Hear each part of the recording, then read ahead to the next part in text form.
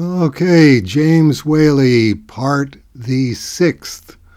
Recording this October 6th, continuing backwards in your letter from September 13th. By the way, Walter D. at Big B Comics in Hamilton is the one who so kindly paid to have that cover, the Orb 5 cover, framed during the time it was on display at his former store in Niagara Falls, where he had a bit of Canadian comic book museum in one corner of the shop, as you can see in the enclosed photo. As I recall, you had a notion once of getting behind the establishment of a full-fledged museum of this type. And I must say, if you're still of that inclination, Walter's the guy to talk to, as he's got the finances and a similar interest in seeing something like that happen. No, you must be thinking of somebody else, James, because I have definitely come to the conclusion some time ago that a comic art museum of any kind just has no possibility of existing except temporarily, very, very temporarily, and very, very expensive for whoever tries to do something like that. Ancillary to that, I would say, I think George Lucas is about to find out with his museum, which is theoretically opening either this year or next year in Los Angeles, that even with the amount of money that George Lucas must have left over from the sale of Star Wars to Disney and Lucasfilms to Disney, and however amount of money his collection of art of various kind is worth, reputedly tens of millions of dollars, I think he's still going to hit the same wall of,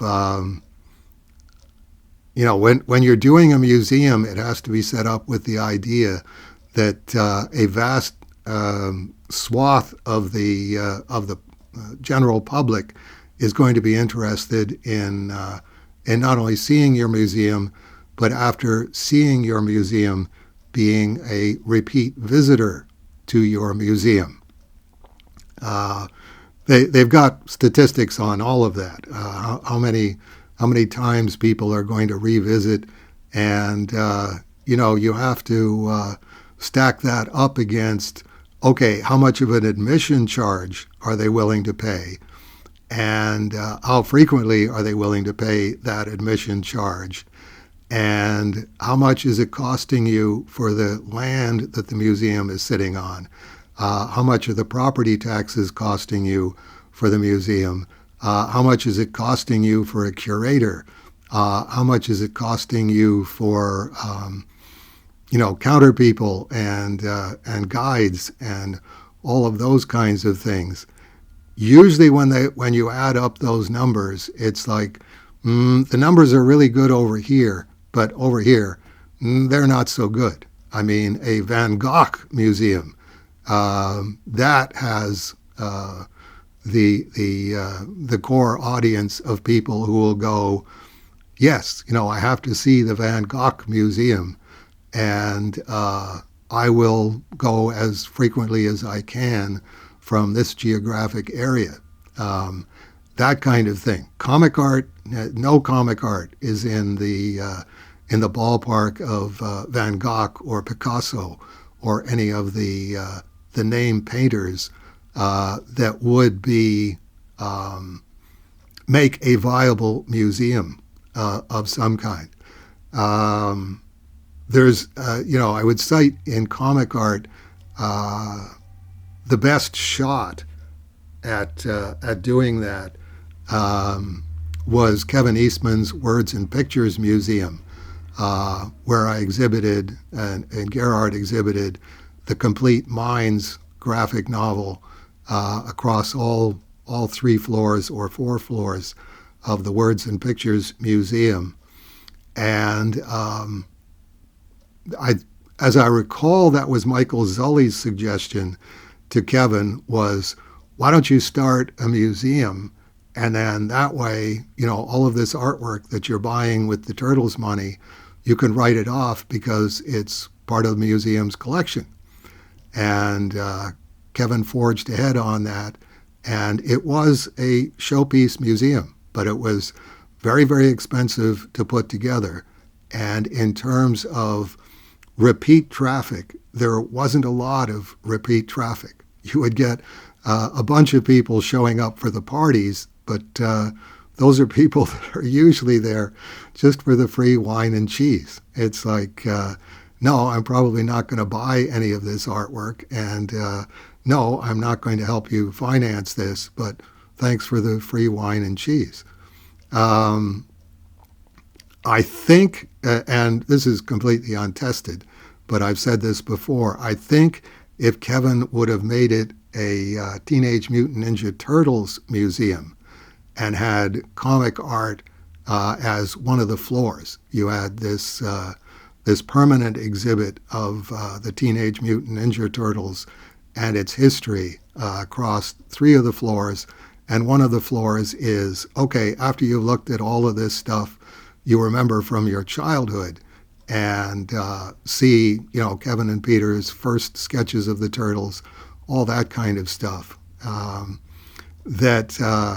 Okay, well, we paid the admission, might as well check out this floor. And, oh, okay, I never knew about this. This is interesting. Maybe I might come back. I'll come back to see the Turtles exhibit again. And if this floor has something as interesting on it, I could maybe make this, one of my regular check-in places. There's no way to test that this late in the day, but I do suspect that if it had been a Teenage Mutant Ninja Turtles museum with a permanent collection right from the beginning of the Turtles, right through to whatever is the latest movie of the Turtles.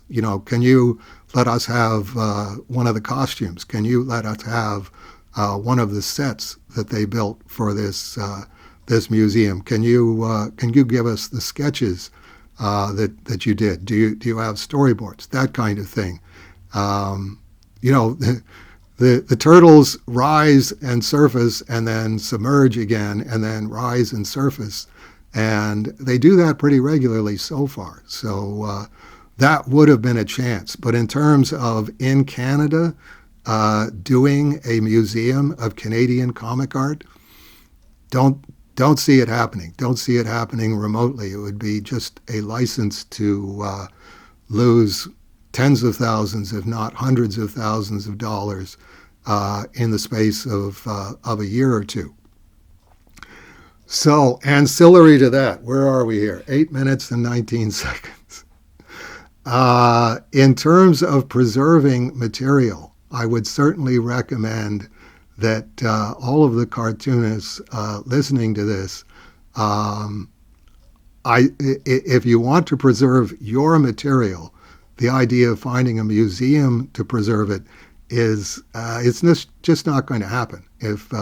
If somebody builds one, you're going to donate your collection to it, and then they're going to go bankrupt, and then they have to liquidate the collection, and there goes all of your work. I would suggest the conclusion that I came to with the Cerebus Archive, which is, okay, the Cerebus Archive is everything, all of the whole history of Cerebus and Dave Sim as cartoonist back to 1968. And when I die, that goes to Eddie Kana as my successor as president of Aardvark Vanaheim. And then it's up to him to preserve the off-White House, Camp David, the off-site original art storage and back issue storage, all of those things. That's about the cheapest preservation that you can have. My life insurance will go to Eddie Kana to preserve all of the material. And if he falls on hard times and the archive falls on hard times, then it's like, okay, then you sell parts of the archive. You don't just dump the whole archive because you've gone bankrupt and you're being evicted.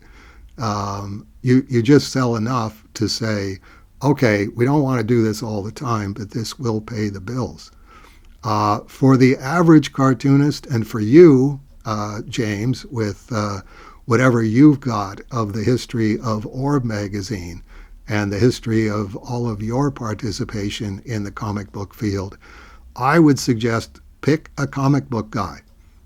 Pick somebody substantially younger than yourself, maybe like 20 years younger than yourself, and say, okay, if I get hit by a bus tomorrow and I'm dead, my family is not going to know anything about this or care anything about this, but I care about this, and I know you would care about this. So consequently, you come in right on the ground floor as to we want to preserve this material, even if that's just keeping it in a storage unit, for however long you can, and then whoever you left it to leaves it to another comic fan that will have the same priority. It's like, yes, this isn't of interest to anybody in Canada except comic book fans and really ardent comic book fans. So consequently, that's why when I die, I will be giving you all of James Waley's papers and artifacts from Orb magazine and everything forward from there. And the same thing with whatever collection you have. Do you own original comic book art? Do you own valuable original comic book art? Do you own comic books that are valuable? Even if you got a Spider-Man #1, let's say, that would grade at 5.0 or something like that, which is, not setting the world on fire, that's still like a $20,000 book. If you just leave it to your family, people who are not comic book fans, they're just going to go, okay, this is a real pain, cleaning out Dad's apartment and getting rid of all of this junk. Here's all of this stuff that I know nothing about. I'll take it over to the comic store and say, okay, what can you give me for this? And the comic store will probably go, I can give you a couple of thousand. I can give you like 3,000 for this. But it might be worth 15,000. That's, how comic books make their living is usually by buying stuff from people who don't know what they have. So I would definitely suggest everybody who has something that they want preserved in the comic book end of things, family is your worst choice. Your best choice is another comic book fan. Okay, that'll give you a bit of an idea of what I was facing reading your September 13th letter for the first time. This is not only cans of worms, this is cans of worms on cans of worms on cans of worms. And let's see how I can do all in one breath. Okay, that was 13 minutes coming up on 14 minutes. And that's the best that I can do there for James Waley, part the 6th. Okay, addendum to that last one. Your letter is the gift that keeps on giving, James.